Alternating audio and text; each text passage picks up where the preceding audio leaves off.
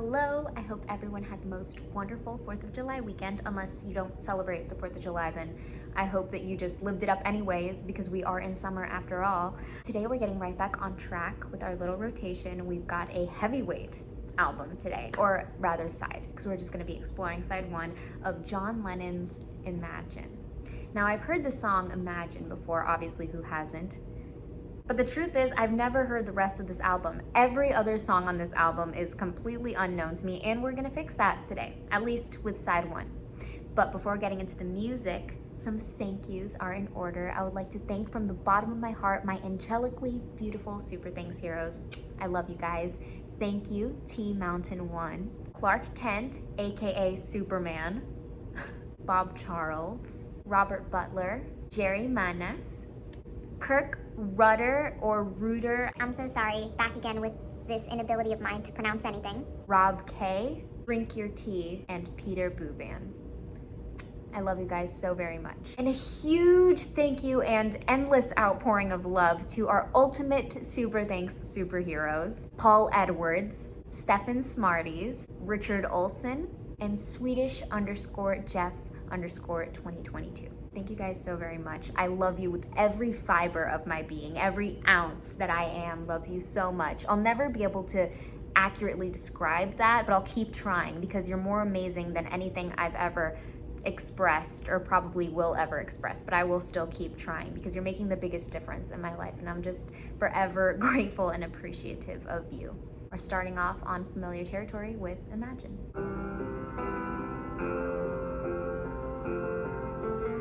Imagine there's no heaven above us, only sky. On today, imagine all the people. I'm a dreamer,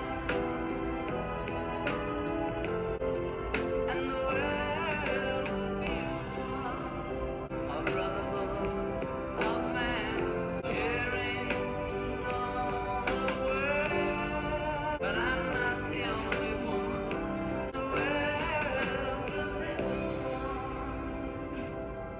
This one's tricky because it is so beautiful and it has such a positive message, and that definitely rings through unobstructedly, right? We can clearly see the imagery that he's laying out for us of a peaceful world, and peace is definitely what resonates throughout this song. And I want to say that it's a happy song. There's a lot of major and there's a lot of openness and lightness, and all those things are true except for the happiness. I feel like this song is a little bit more complicated than that. We're getting a chance to look through his rose-tinted glasses into the what if of the future, into his ideas of perfect harmony, of a world that gets along, a world that's happy, a world that's loving. There is a slight sense in the back of our minds while this song plays that this isn't the world that we live in. And it would be nice, but is it possible? And I think that the song isn't meaning to say that it's not possible or it's impossible, but it's also not saying that it will happen either. It's saying that it's just an imagination.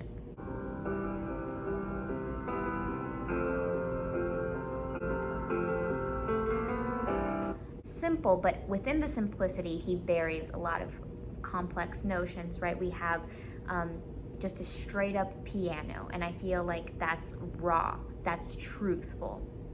And then we start off with an open chord, it's major, and then we have a 7th in there that kind of has this double-edged meaning. It's almost like reaching up for hope, and it's also reaching up to the next chord, reaching on, like kind of giving us the sense of just keep going forward. Then we have this motif that keeps repeating that is like this upward sequence that also emits a lot of hopefulness, a lot of hopeful imagination.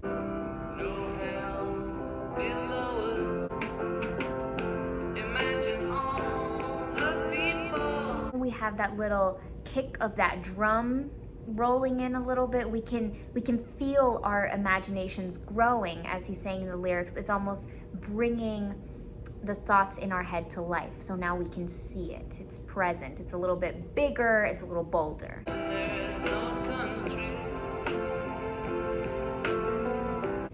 strings, they add so much warmth and depth, but it's also adding a little bit of pureness, shedding light on the positivity of the imagination.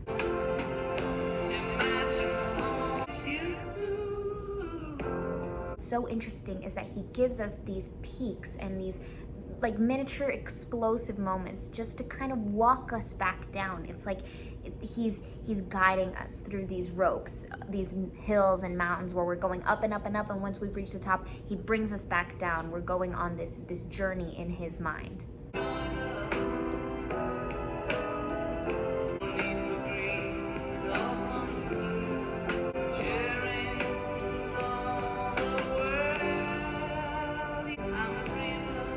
That is just so beautiful. That line just has such a hold on my heart. Imagine all the people sharing all the world. So we don't have these divisions anymore. We don't have this is yours, this is mine, but just all of it is all of ours.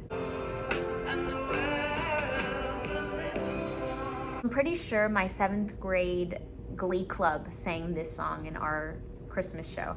Moving right along, we've got Crippled inside.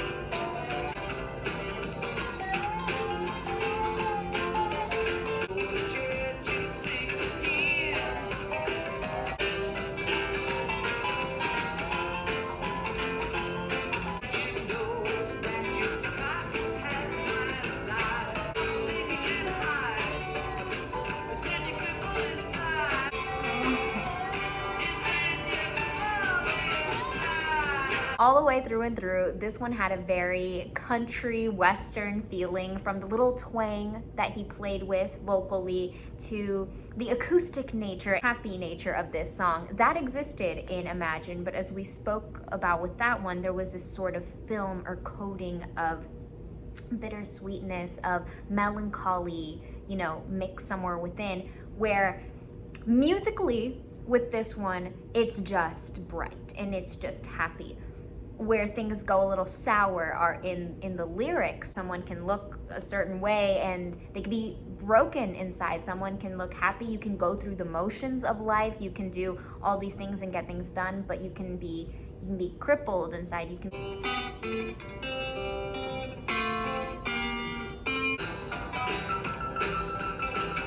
That cold open already felt very homey, very comfortable and warm, but then when it expanded and we had some more instruments just trickling in, like we had that piano coming in, that acoustic nature still rang through. As a matter of fact, I believe it could be argued that it felt even more acoustic and even more big, bright, loud. I feel like he placed this right at the mouth, or better put, right in the Seat of a nice home-cooked dinner party. And another really interesting parallel that we can draw to Imagine with Crippled Inside is this like jumping back and forth from a major to a 7th, like that reliance between that relationship right there is really solid.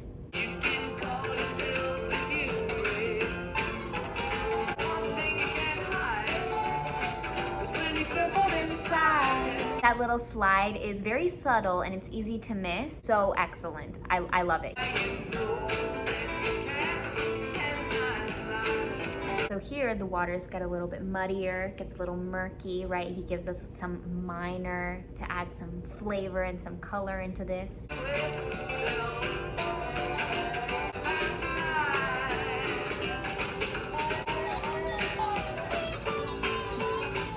I love the mixture of all the instruments that's going on right now, because this music has this really interesting texture where, you know, it feels very sharp. It's it has a lot of edges to it, but all together it creates a roundness.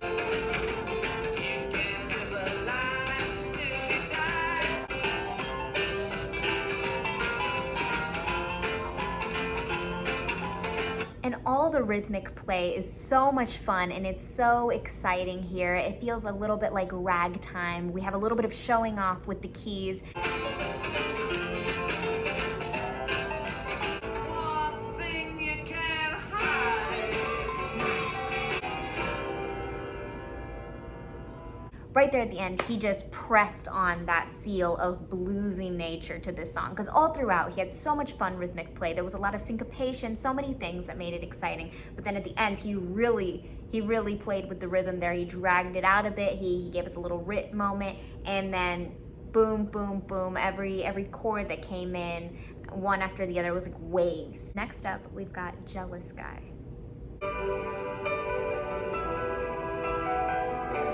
I was dreaming of the past. I began to lose control. I didn't want to hurt you. You might not love me anymore. Sorry then, I made you cry. I'm just a jealous guy.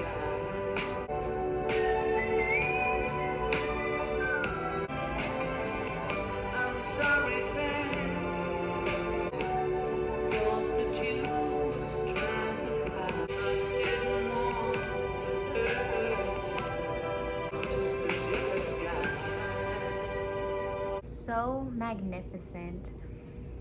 I love how we can start to feel him detaching from the instrumental and backing simplicity, although that still existed in Jealous Guy in this track.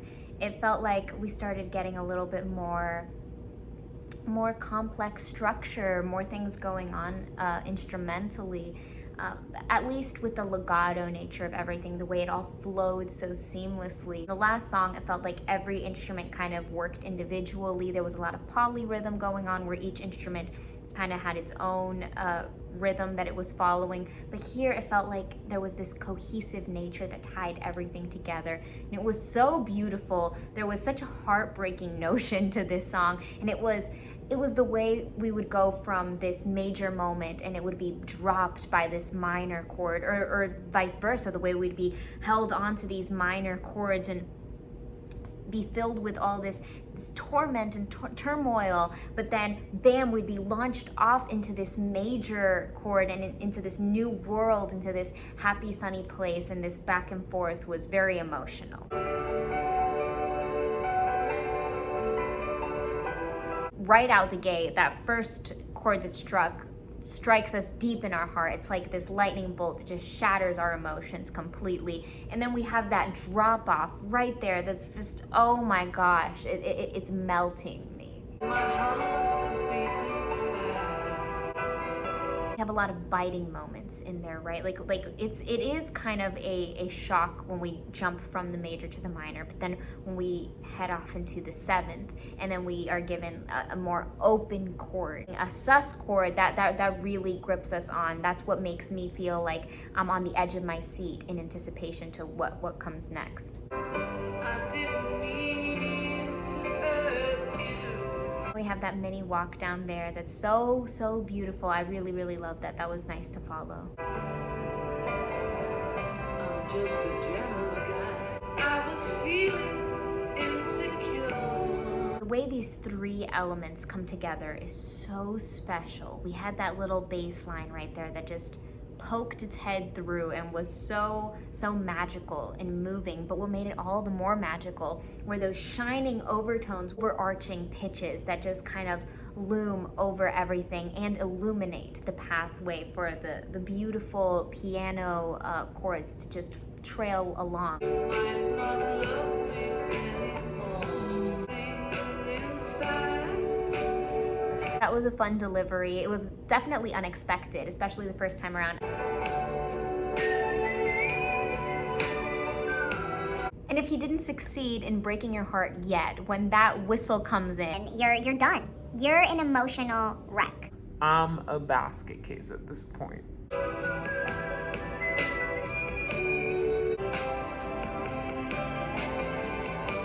sorry, jealous guy. Watch out. I think the factor that makes me love this song so much is that it kind of sounds like a Beatles song. Like this sounds like you can stick it on a Beatles album and for there to be no questions asked. Ahora mismo vamos a oír el número 4, It's So Hard.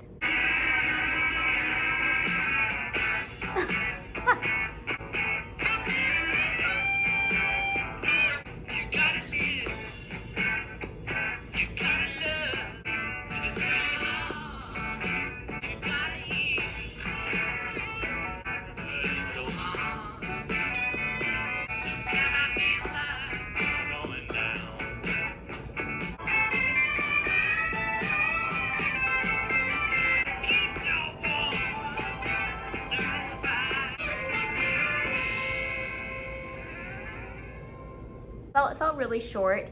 That was really interesting because feels like he's continuing forward with that abandonment of the simplicity, yet he did pull back around the simplicity in a different way. So yeah, we had a lot of new interesting instruments that added so many fun sounds, and it was very, very full of texture and full of color and full of life in a lot of new ways. But he allowed a lot of simplicity to pull through in the chords and in the direction of the music movement. It felt like there was a lot of repetition happening, and it was like kind of trying to bring the point home. I almost forgot that that was our introduction to this song. For some reason, just by giving us that little taste, I had this whole other idea of where the song was headed. I mean, it turned out to be a little bit more bluesy, a little bit slower. I thought we were going to get this like bam, distortion-filled, dissonant-filled rock and roll, just hardcore rock, borderline metal song. And you know, I feel like he did that on purpose. I feel like he definitely tried to emit that, but by incorporating that in and working that in, he kind of gave us a little bait and switch. All before a vocal is even introduced, we're given yet another surprise with this saxophone that just pierces its way through all of the music, through every sound. It's just front and center. Something else I've noticed so far in this entire side is the way that Lennon's voice is mixed. It feels like, you know, it's coming from this kind of distorted microphone, or I have this blown out speaker, or has some sort of filter over it. That's been present, but with this song, it's like unavoidable. It's very, very obvious that there's something going on. So I think they kind of pushed it a little bit further.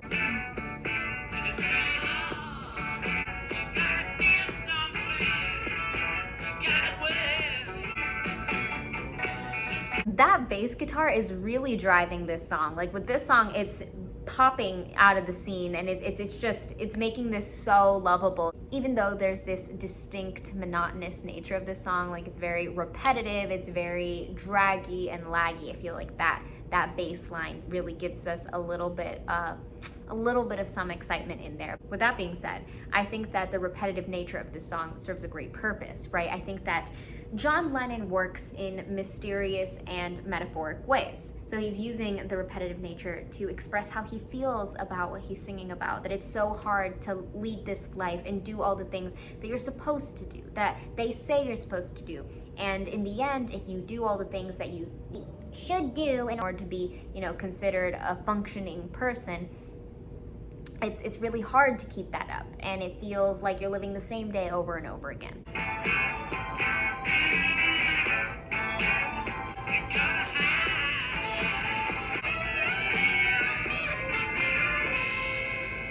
Last up tonight, we've got I Don't Want to Be a Soldier, Mama.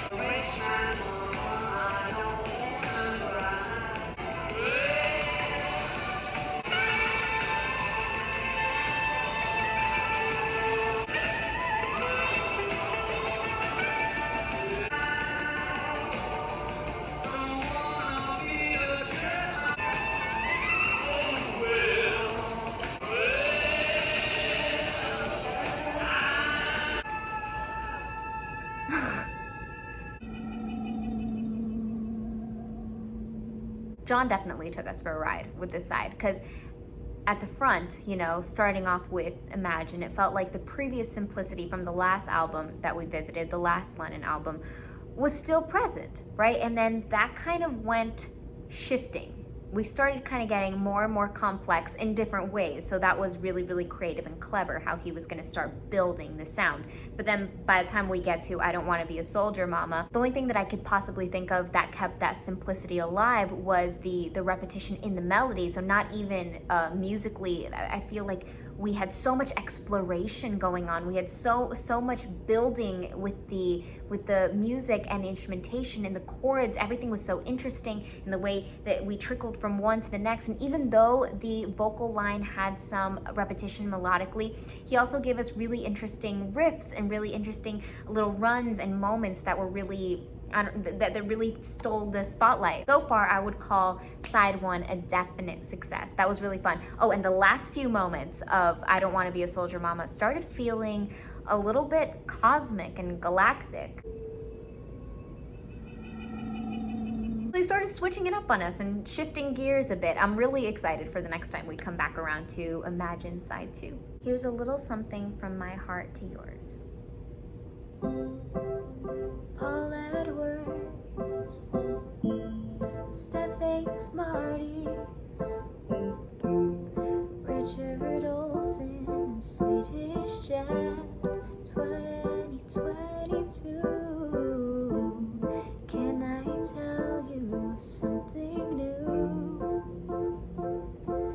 It's become harder to smile. I break down more than every once in a while. But because of you, you've given me hope. You've given me the strength that I need to cope. I thank you. You're amazing, you're a miracle. And I'll be grateful for you every day. You make it feel brand new, and so I thank you. I love you guys so very much. You mean the absolute world to me. You are completely irreplaceable. You are amazing and beautiful and wonderful, and you're helping me out through a very, very difficult time. And there is nothing I could ever say that would come close to how thankful I am for you. So thank you from the bottom of my heart. I love you. Please continue to take care and take it easy.